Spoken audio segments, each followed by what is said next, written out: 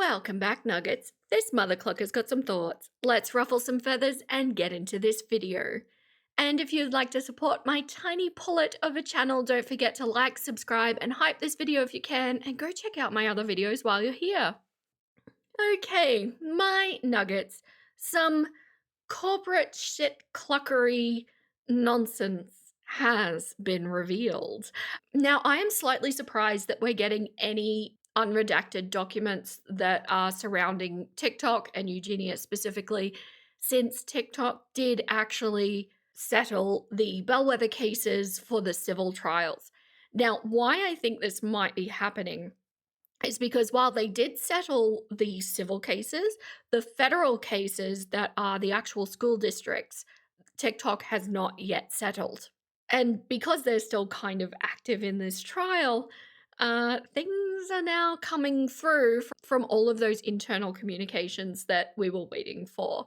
Perhaps TikTok should have settled the federal trial as well, but time will tell whether they will. I'm going to keep looking out for more and more unredacted communications surrounding Eugenia.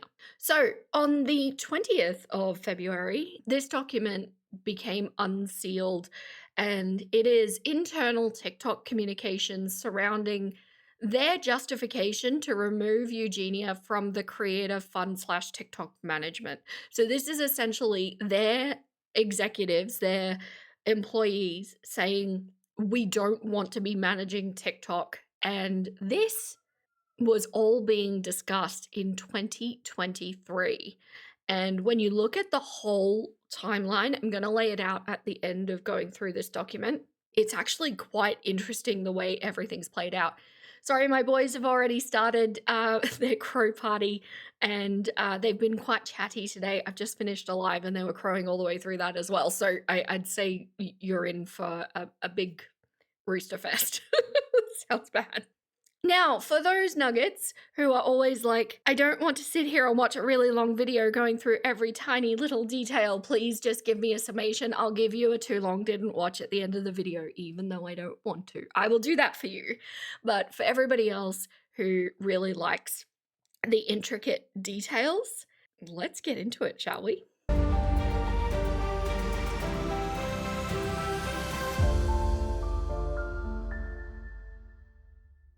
Now, the first thing I want to point out for this document is it's very important to understand that the executives involved in these communications are from sections of TikTok who are basically dealing with optics, public relations, generally how the company looks, so reputation, things like that. These are not the people who are concerned about the profit margins. And for those of you who haven't worked in a corporate environment and maybe haven't experienced the absolute insanity that is a large corporate entity, if you kind of think of it like the corporation itself is like a country, right? So within that country, there are states or regions, cities, small towns. Each of these little departments you might think of as like a small town, for example. And so a small town of a country does not necessarily run the same agendas, does not have the same importance placed upon everything, and does not necessarily reflect the country as a whole, right? So these little sections, these little country towns, have their own things that they're all looking after, and then TikTok being the greater country. I hope that makes sense. It is an oversimplification, but my point being, different sections of a large company like this are going to be running their own little list of priorities. And so the names, for example, of the positions that we're going to be dealing with here are like head of regional policy, global head of outreach and partnerships, global head of product policy, global head of feature policy, global head of issue policy, editorial policy lead, and head of product policy. So they're all very policy, very partnership kind of focused. And that's going to be a very important part of keeping that in mind when we read these communications, because on the surface of it, it kind of looks like TikTok was trying to do the right thing, sort of, kind of. Now, the way this document was laid out, unfortunately, because what they've done is essentially made a Word document and then put notes on it and then made a PDF from that. So I can't access all of the notes, nor do I necessarily know who is saying what. These next few messages that we're going to run through are all from the people that I've just listed. So we don't necessarily know who is saying what. I actually don't think it's important for the message, just what is being discussed specifically. And another thing that I'll just say as well before I get into this is that I have had to do a lot of censoring, and I know that this is very frustrating for people. It's frustrating for me as well, but if I want to be using YouTube's platform, I need to make sure that I'm playing by their rules. So now that we know the AI moderation can read, I've not only had to censor the words I say, but I've also blurred out certain words on the screen. Now, for your context, all of the blurred words are going to be talking about Eugenia's condition, and that will be the word that I use. It may also be talking about the opposite end of that condition, as in, if you follow my Amber Lynn content, that end. And it may also be talking about the rituals or activities that go along with these conditions. So bear with me. I've done the best I can.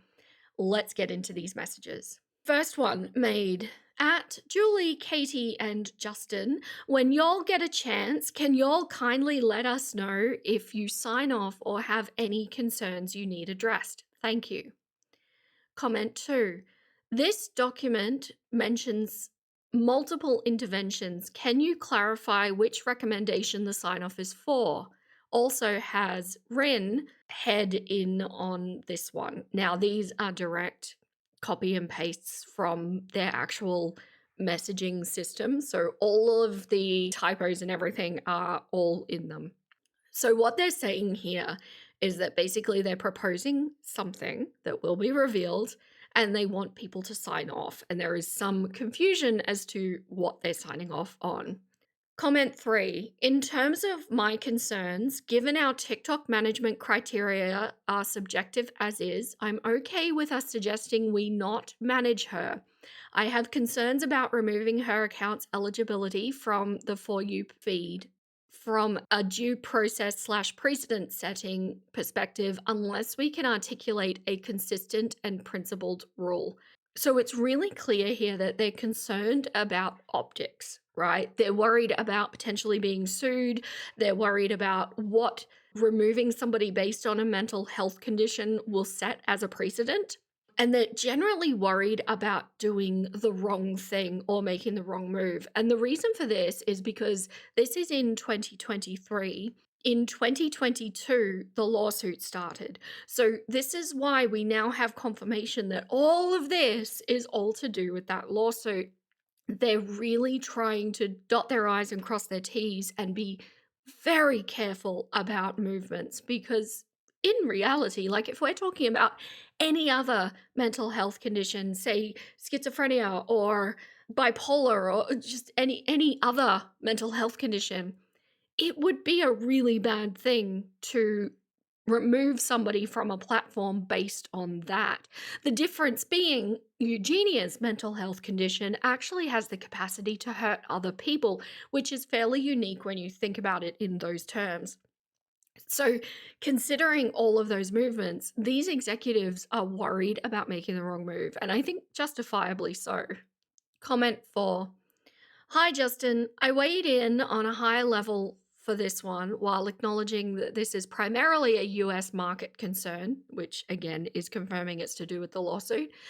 And so I would lean more strongly on the NARP team, that is their North American Regional Policy Team, to make recommendations that make sense for their market. I agree that we should not be actively supporting and promoting her at this point in creator management, monetization, and programming efforts. We generally take a more conservative line with who we promote, in part based on safety considerations and more holistic reviews, and this falls in line with similar decisions that have been made in the past regarding, for example, who we use in campaigns, etc. I also think, from a trust perspective, it's poor form for us to be seen as actively profiting off her condition, potentially providing direct monetary incentive and support/enforcement. I don't think we should completely ban her from the For You page, given the lack of actual policy violations the account has. Now, this message is cut off, but this is a very interesting message because it shows that even in 2023, they're discussing that they don't want to be seen to be monetizing this situation. They understand, even back then, 3 years ago, that this was going to be problematic, not just for the company, but for their viewers. And this is why I say it does actually kind of look like they were trying to do the right thing. But the next steps of their actions obviously make it clear that they're more concerned about their bottom line. And this is evidenced by the fact that they want to remove any visible support of them, but not actually remove her from the For You feed, which is where her younger demographic is going to be finding her. Comment 5. Hi everyone, this document is meant for advocating of demonetizing her account. I have removed the suggestion that we are considering actioning on her account from a terms and service perspective due to the lack of policy, violations. Because here's the thing about Eugenia's content. She fell within a gray area within terms of service because she wasn't actively advocating for the lifestyle. She wasn't actively promoting it.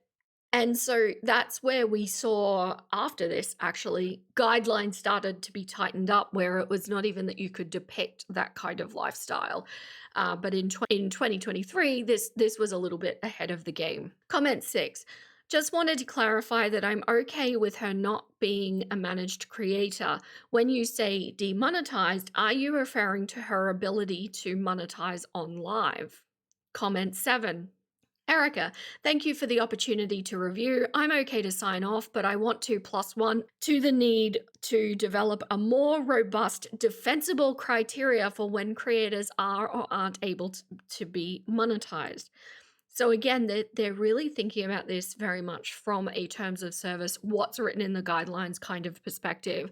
They don't want to make the wrong step here. But the problem is, in this situation, not doing anything is also the wrong step. So they're really trapped between a rock and a hard place. Comment 8. Added you as an official sign-off on the doc. Thank you. Comment 9. Valiant, adding you in here. Comment 10. Thanks. Sign off from me. Can't figure out how to do it. Thumbs up. Super professional, super organized. Comment 11. Am okay to sign off. Thanks. And comment 12. I'm supportive of not having her as a discretionary managed creator. Beyond that, I'm hesitant to do more unless we can articulate a cognizable principle that we can apply in future. And essentially what that's saying is we need to address the policies. We need to address the gray area in these policies that are actually allowing this. And this is why we started seeing in 2023 platforms like YouTube adding these conditions into the self-harm policy and giving it that kind of gravity in the terms of service, because that gives them a lot more discretion to make actions like we've seen with Amber Lynn on YouTube, for example. And keep in mind, these are executives all having these conversations. These are people with actual power to make real actions happen.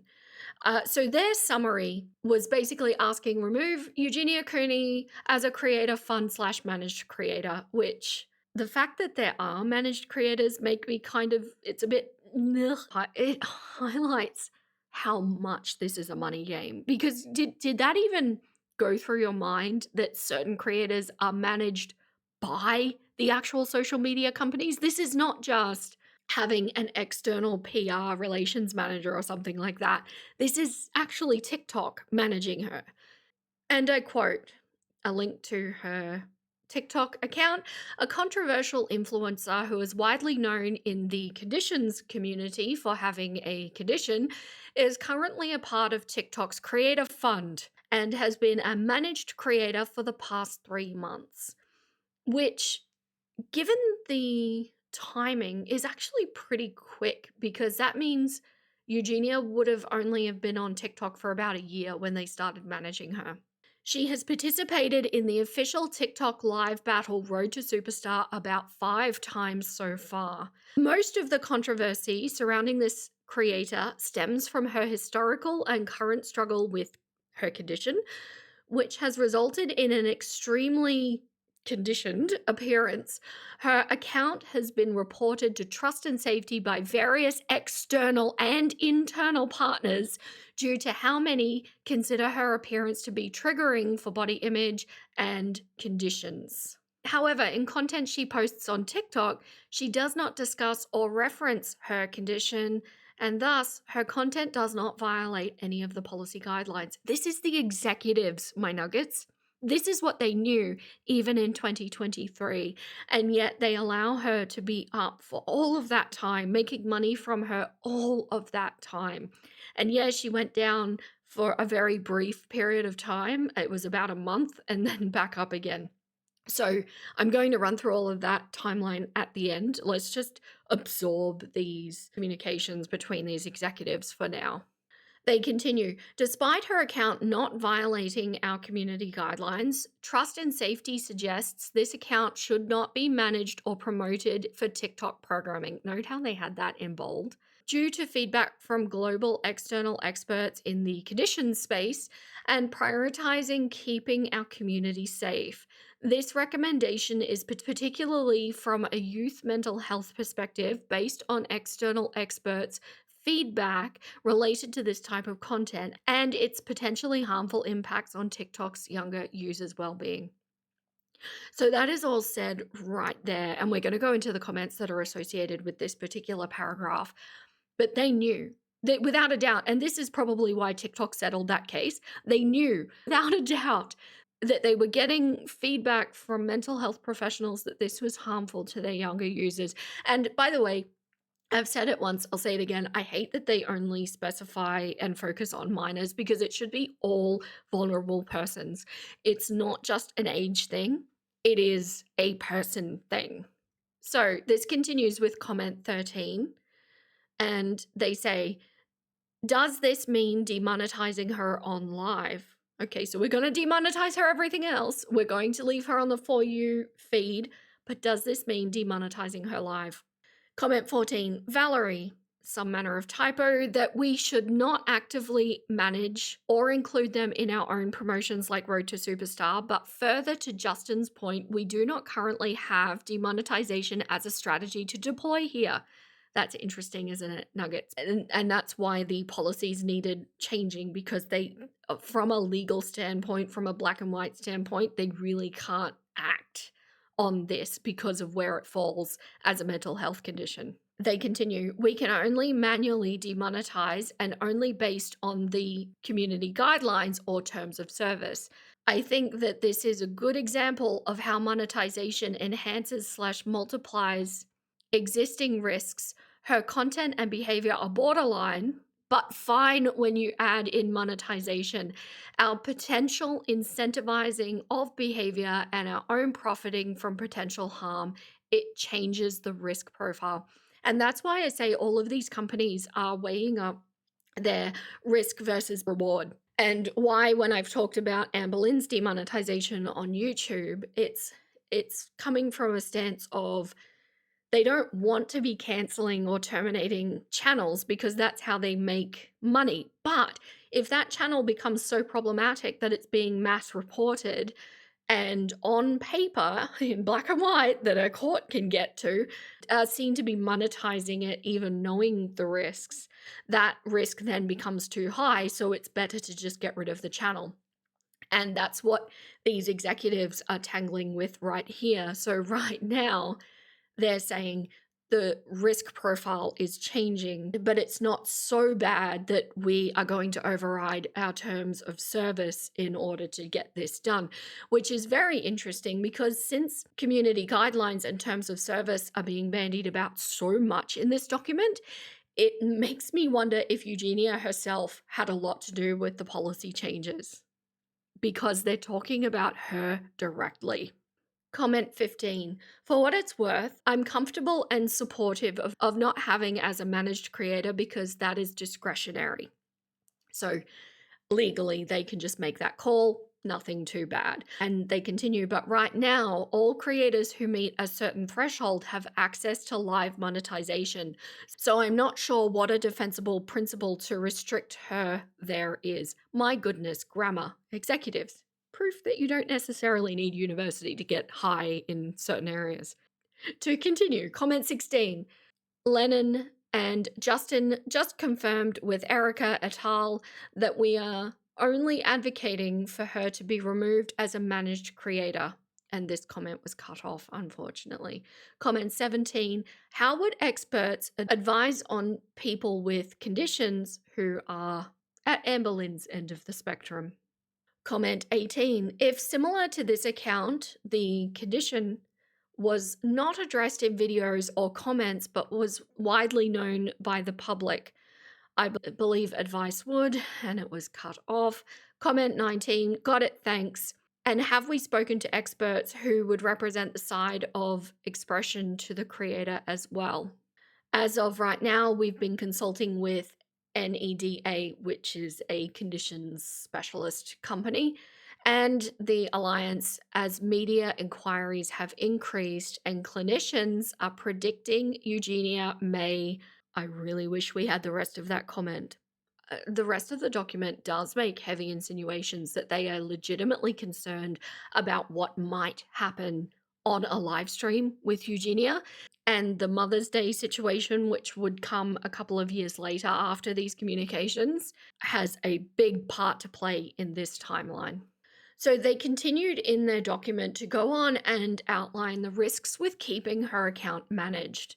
To me, this seems like a no-brainer. I don't know why a group of executives really need to sit down and outline this, but this is where we're at, my nuggets. So they say, Eugenia Cooney has only been managed for 3 months, and we've already received a PR inquiry about this from the Washington Post. Media coverage around TikTok's decision to manage and profit from Eugenia's account could lead to a negative news and reputational news cycle around conditions, mental health, and youth safety. So even back then, this was on the mainstream news radar. In light of the US Surgeon General's report and President Biden's launch of Kids Online Health and Safety Task Force announcement, having this account managed could paint TikTok in a bad light while we're aiming to double down on our investment and expand our leadership and impact on youth mental health. So again, this is why I say it's really important to keep in mind that all of these people are about optics. This is the perspective that they're coming from. It's not actually about protecting the youth. It's about being seen to protect the youth and absolutely being impacted by the lawsuit and, of course, the fact that this is a Chinese company that is the parent company for all of this, or it was at the time. It is no longer. They continue on. As of this week, state AG lawsuits against Meta highlight this type of harmful content could put TikTok at risk. TikTok is currently proactively and aggressively working on our response as if we were the subject and promoting an account of somebody so controversial in the eyes of our safety partners could be damaging, right? They're fully aware of what this lawsuit might mean.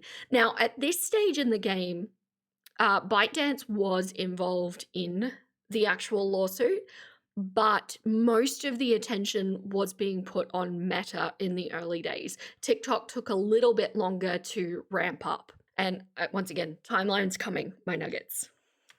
So this continues on with comment 21. I also want to add that restrictive conditions and promotions of certain body types poses much more harm to users than content about someone in a large, I'm guessing, body frame, whatever, which I understand what they're trying to say.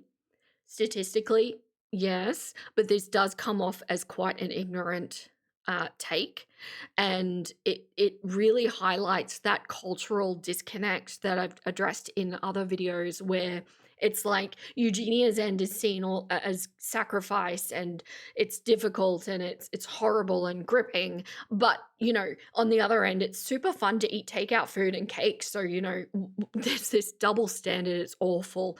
And we're even seeing it in executives of a social media company. I have done videos that already touch on how mukbangs are dangerous for vulnerable viewers. And the fact that it's not even on their radar at this point is kind of horrifying to me. Comment 22. Do we have the decision criteria by which such decisions are made? Comment 23. The team said they use hard metrics, reviews, followers, stream hours, historical safety violations, etc.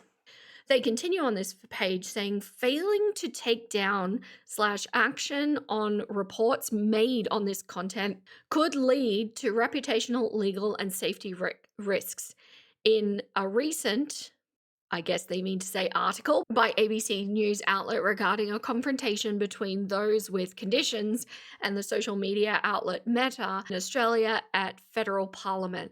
The following argument was made by a teen in relation to condition content. Quote, Katya said she was concerned at how filtered, edited content on social media was used to project and monetize unrealistic beauty ideals. She said she continually reported images and videos that were obviously pro-condition to the platforms, but she was still shown harmful content of certain activities, people describing their habits and their rituals.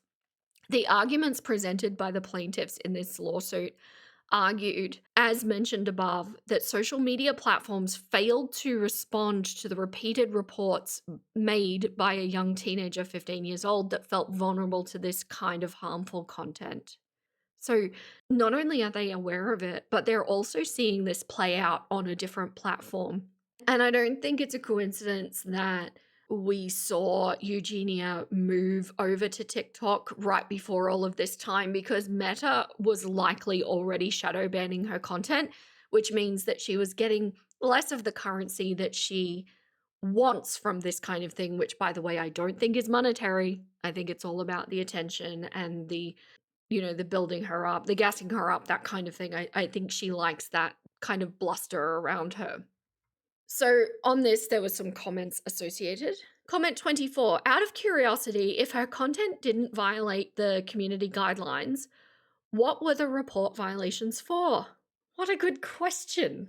What a fantastic question, TikTok executive. Comment 25, Valerie, you confirm in Lighthouse. I don't know what they're talking about in regard to this particular comment, but comment 26 is where it's at. She has had over 80,500 reports at this point. Now, bear in mind, Eugenia's been on TikTok for about a year when these communications were going on, which is over 200 reports per day.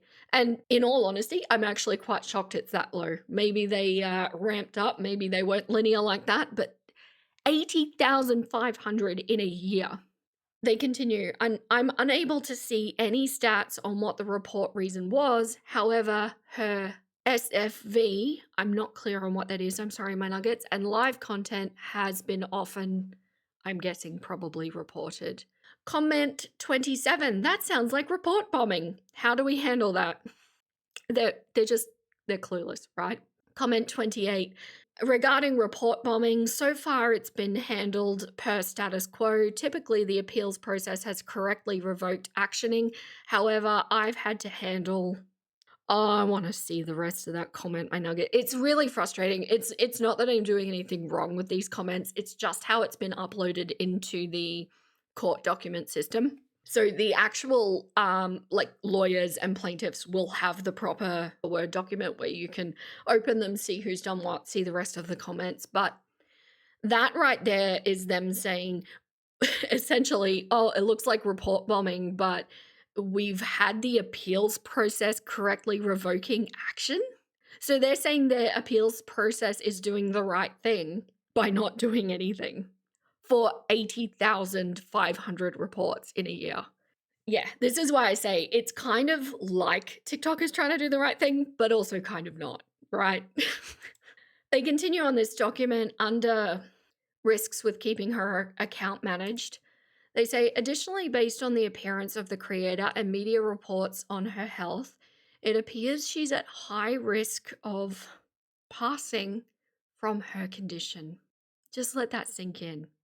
They're worried about something happening on live. They're worried about being seen to monetize or manage it if something happens on live. And my goodness, my nuggets, don't we know something happened on live? They go on to say, highlighting her account to grow her following may invite more harm to users in the case of her passing. It's so bleak. Just think about where their priorities are, what they're trying to achieve here. Yeah, the action's kind of heading in the right direction, but listen to the way they're justifying everything, the way they're trying to get around policies, the way they just want to be seen to be doing the right thing. None of these people care about protecting their viewers. None of these companies care about protecting their viewers. They care about being seen to do the right thing. The comments on this section continue with comment 29. I was just thinking that this is sort of comparable to managing a creator's account when the creator appears high on substances in videos, assuming we qualify both as a mental health condition.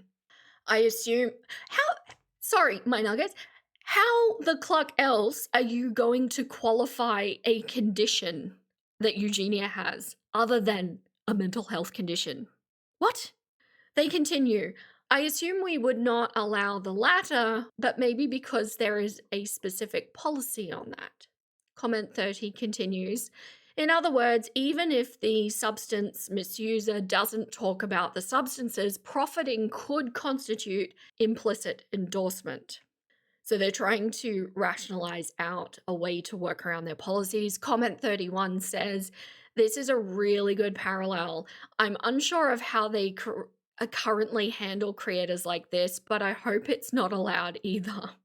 I really hope that this wasn't a person involved in the policies. Do you not have access to this? Do you not look it up? Anyway, I continue. Comment 32, not the expert, but not sure if/how we would account for this off-platform behavior, but in the case of known/proven illicit substance use, assume we could lean on it being illegal behavior. Okay, but see, that line of thinking isn't going to work because what Eugenia is doing is not illegal behavior. So we've taken it away now from matching mental health condition with mental health condition to mental health condition with illegal behavior. It makes no sense. These are the people running what our children see. Just think about that, my nuggets. This is why it's so important that we protect the vulnerable people around us and don't rely on a company or government to do it for us. So they go into the background of Eugenia. Now, I just wanted to read this out because there are some comments associated with it. But, quote, Eugenia Cooney has been, and they don't finish that sentence. I suppose there's a hyperlink there, but continuing, she is one of the most polarizing figures on the internet due to her known condition. She started her social media journey on YouTube, but has a presence on Instagram, YouTube, Discord, and TikTok. She uses social media to document her goth style, beauty, and cosplay skills. Has Eugenia ever done cosplay? Oh, I suppose a tiny bit. Okay, anyway, continue. Along with her everyday life, she remains active on all social media platforms. She does not discuss her condition and therefore does not violate policy. So the comments associated with this, comment 33, do we know if she monetizes her content on other peer platforms as part of their creator programs?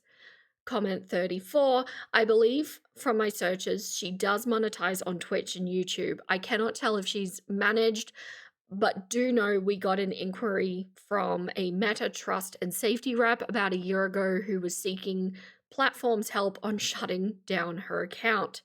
It's still up on Instagram. Instagram was trying to seek help to get around their terms of service to shut it down. And by the way, her account is still up on Instagram, but appears to be quite inactive. Comment 35. This isn't account monetization per se, but I searched on her YouTube this morning and there was I just wanted to blank this out. It's not specifically conditions, but something that you might use to assist in a condition. Ads. Comment 36. That's poor taste from YouTube. Glass houses and throwing stones, something about that. I don't know. Comment 37. CC team did a quick analysis here on YouTube to investigate age gating and monetization as well. And finally, comment 38. For anyone interested in more info about Eugenia, I stumbled across this YouTube video which explains well. I do wonder what the video was that they watched. It wasn't one of mine. It was before my time. So they also go on to outline the external feedback that they were receiving. So this is really important because this proves that they had from external, not paid sources, but external experts saying exactly what they needed to do. Quote, we regularly get feedback from both our US conditions organizations as well as other international partners about Eugenia's Cooney's account. While our partners would prefer to find a way to completely remove her account, oh no, but we wouldn't want to do that, would we, my nuggets? Because then TikTok does not get its money. They understand how TikTok and other social media platforms are unable to do so. It has been recommended that her account be age-gated, not recommended, and has advised us to prepare tailored resources in the very realistic case of her succumbing to her condition due to her large following online. They're worried about what happens if something goes wrong. And they were right to worry about it because something did happen. 2 years later, but something did happen. And this is horrifying, my nuggets. They continue, her account triggers patients daily. They're talking about people struggling with this. And her name is used in call centers around the United States, specifically coming from TikTok, calling into the Alliance's helpline. People are calling helplines because they see her content and it's triggered them. And TikTok knows this. They continue, confirmation that Eugenia's account triggers those recovering from or actively struggling with conditions, and that if her account is surfaced by anyone but especially a young person, it could influence or inspire them to explore how to look similar or develop a condition. They continue on. TikTok should understand and work to mitigate the potentially negative impact certain content on teens' developmental sensitivities. Patronizing much? TikTok should think about the potentially negative impact of triggering / mature content, in particular to vulnerable youth. These concerns were raised by Doctors Emily Weinstein and Dr. Carrie James, developmental psychologists with vast experiences working with teens. In consultations with TikTok partner Digital Wellness Lab, Dr. Michael Rich, TikTok has been cautioned about the accessibility and normalization of conditioned content and its impact on this type of content on kids and teens.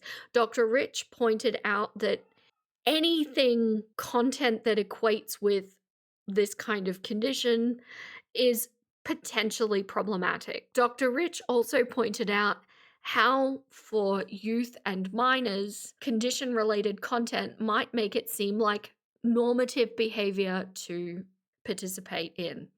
Furthermore, Dr. David Bickham added that while some content looks like safe condition recovery, making this content available to younger kids is something to be careful about. So then they go on to outline basically what is happening and what they propose. So for live programming, current status, live programming has temporarily paused engaging in any further public events with Eugenia Cooney until a more permanent solution is provided.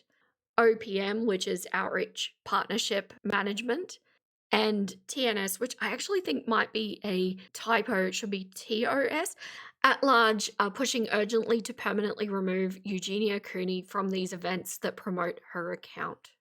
But not from the For You feed, not closing her account, just removing everything that puts them in conjunction with managing her.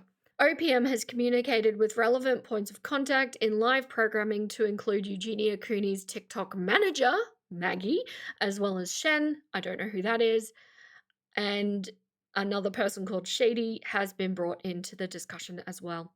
So this is actively her manager being brought into these communications, which means that what we saw to follow, that I'll go into more depth in the actual timeline. Basically, after all of these communications, we did see her get age restricted and she disappeared for a short amount of time. But because there is an active manager in TikTok looking after her, that means that negotiations of how to potentially get around this, how to make it, quote, look better to the public, are able to be done, which allow her to go back on live, right? They continue throughout discussions with live teams. The main aspect for not removing Eugenia or any creator in a similar situation has been the fact that TikTok community guidelines are not being violated. This ensures Eugenia or other creators' eligibility to remain in TikTok creator programs. These eligibility criteria, however, do not take into account TOS recommendations or safety concerns. And it is a tricky thing, right? Because we don't want to be discriminating against people with mental health conditions. I mean, who of us does not have some manner of mental health condition, right? But at the same time, like I said, Eugenia's one can and apparently is actively hurting people. So where do you go with that? OPM Mental Health and Youth Safety are currently coordinating with somebody called Lennon and Risk Analysis to offer long-term defensible solution that would help prevent onboarding potentially harmful creators to these programs. Now, what I don't understand with terms of service, I understand they don't want to make a wrong move here. I do get that. But these community guidelines and TOS, everything is written with the actual company put in place of power, right? Everything's written as this may happen or we might do this, which gives them the wiggle room, the power to basically slant things however they so choose. And if they really wanted to remove her, I have no doubt that they could have found a way to do that. Regarding the Creator Fund, OPM has been communicating with someone called Marissa and Kate to request Eugenia Cooney's removal from the Creator Fund on the short video side. Similar to above, GUO historically has not removed creators from the Creator Fund for any reason. They rely only on moderation based on our community guidelines in terms of service. They have stated they also have to give creators a chance to appeal any kind of action to remove them. GUO is not able to move forward in removing Eugenia from the Creator Fund and live programming at this time. All because she's just not quite crossing the line. And yet, by the way, they earlier described her actions as borderline, but when this was being written, this was finished in December of 2023. She was getting very cavalier with her actions, and I'll go more into that in the timeline as well. Justification. OPM and risk analysis can, in short term, offer a qualitative vetting process of creators before they are onboarded into our managed partner programs on lives. In the long term, we may want to consider hiring a third party to conduct these for bandwidth purposes. Meta uses Pinkerton for similar requests. Valerie is thinking through suggestions on a hard line to draw to make sure this decision is defensible. So again, this is all about optics. This is all about the lawsuit. For example, those with severe conditions such as this condition, alcoholism, etc., should not be publicly endorsed by TikTok.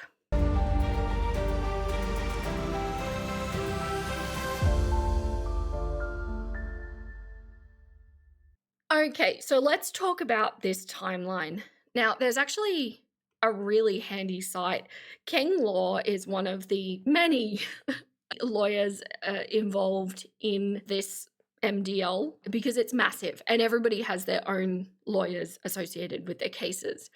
But they have a full history on their website of basically what's happened. And I've pulled out just a couple of dates that pertain to TikTok and Eugenia by default within this case. So October 6, 2022, the MDL litigation opens against Meta, ByteDance, Snap, YouTube, and others.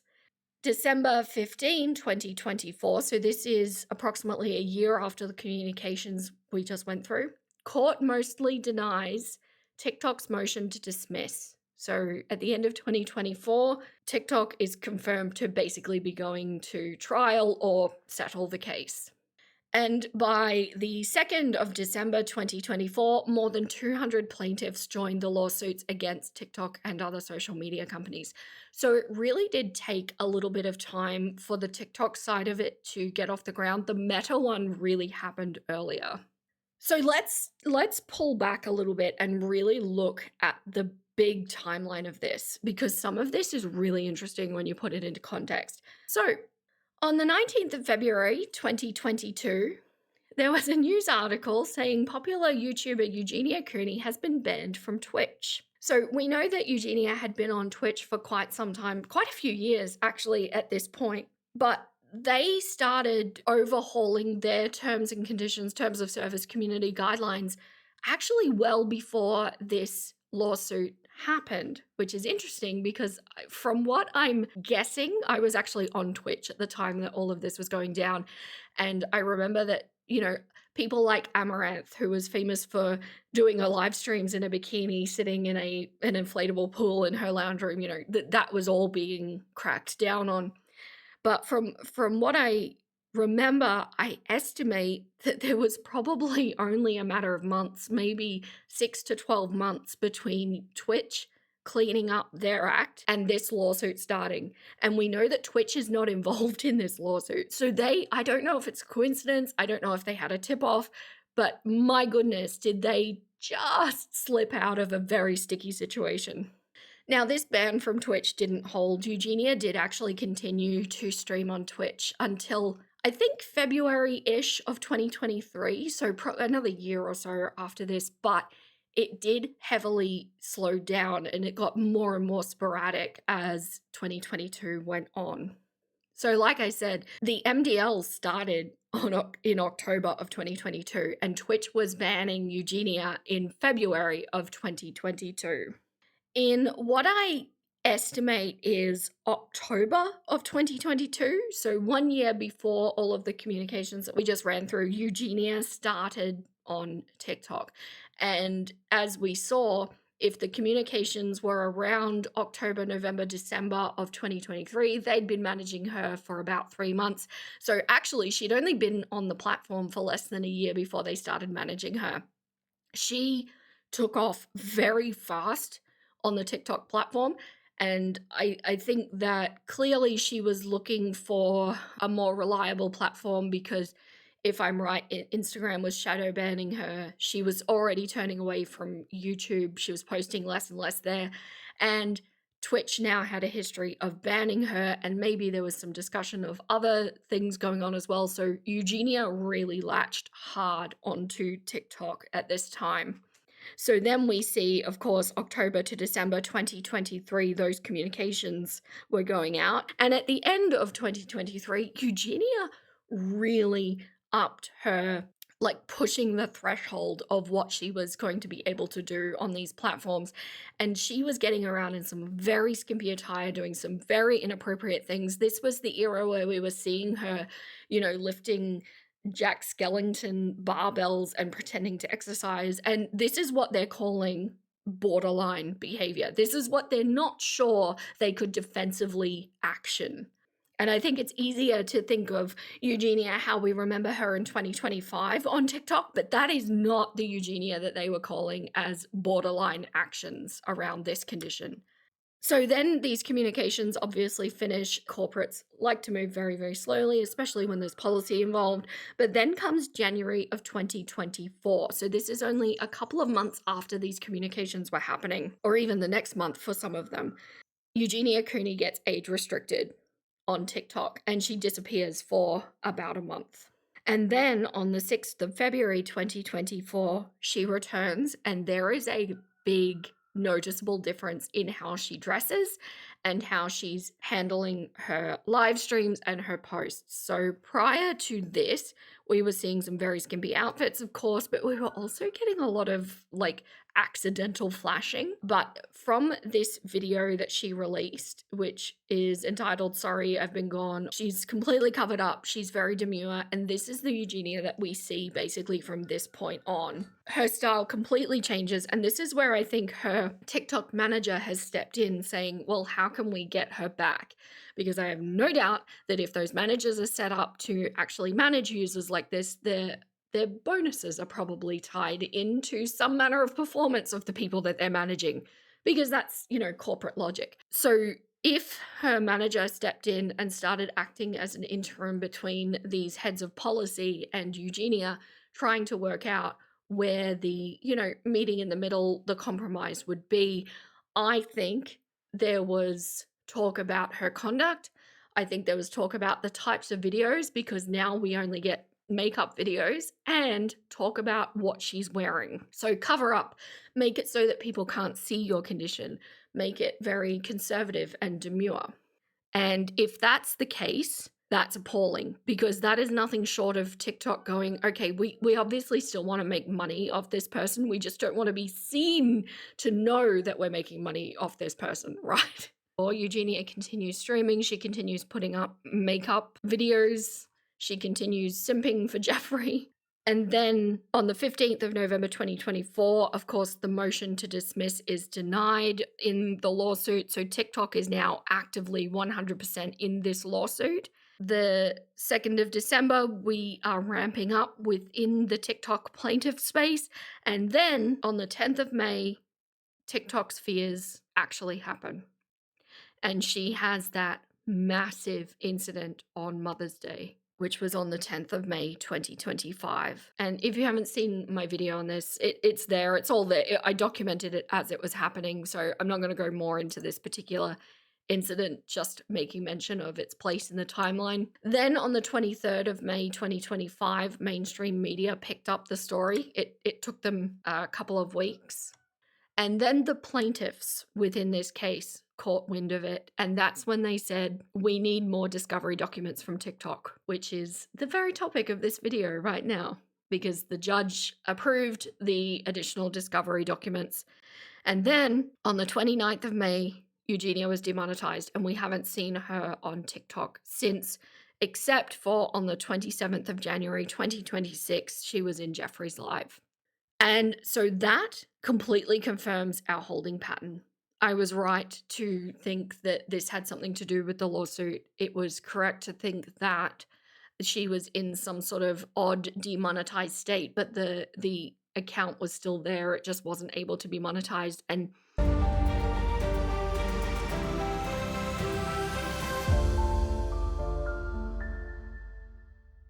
so for the TLDW, TLDR, in a quick summation, some important communications have come out from TikTok executives discussing that they knew Eugenia Cooney was a problematic creator back in 2023, and they were trying everything they could to make it look like they weren't actively managing her or supporting her, but not to go so far as to fully demonetize her lives or take her off the For You feed. And this just goes to show that basically everything we've been theorizing up to this point is absolutely correct. They knew about all of the risks. They had experts, both paid and external, in their ear telling them the same thing. They had 80,500 reports in a year complaining about Eugenia's account, which is astounding that they even bothered to continue monetizing her after that. With the combination of the lawsuit already starting, that should have been enough writing on the wall for them to act. But instead, they erred on the side of quote-unquote safety and wanted to just distance themselves a little bit and take some actions that looked like they were doing the right actions but didn't actually do anything effective. And this is all in the name of protecting children. Looks like it, doesn't it? They only act when they really needed to. They only stopped monetizing her when they really needed to. They only want to make sure that they're seen to be doing the right things. And then and then when it comes down to the bellwether case, when it's finally the time to say, okay, let's set a precedent with this case, let's see what happens, TikTok fully folds and settles. And I do kind of expect that they might do the same thing with the federal case. I think maybe they should have done it sooner, because maybe we wouldn't have seen these things. And I am curious as to what will come out between now and the federal bellwether cases. So hopefully that sums it up nicely for everyone. What's going to happen moving forward?